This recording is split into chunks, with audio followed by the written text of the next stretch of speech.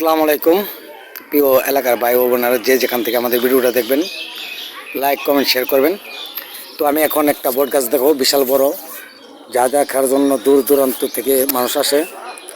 অবস্থিত হলো যে ধামরাই থানায় ধানতারার থেকে ভিতরে আসতে হয়।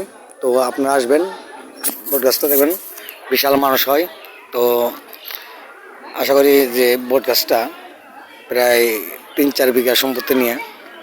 তো এই বট গাছে বলে কিছু কিছু গুণাগুণ আছে, মানুষের একটা পাতা ছিল তার বলে অসুখ হয়ে যায়। তো দেখি যে এখানে অনেকেই অনেক রকমের পিক তুলতেছে, তুলতেছে।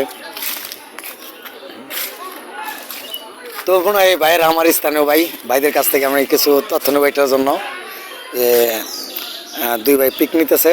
দুই ভাইয়ের থেকে আমি তথ্য নেব যে এই বট গাছটা আসলে কত বছরের পুরাতন। তো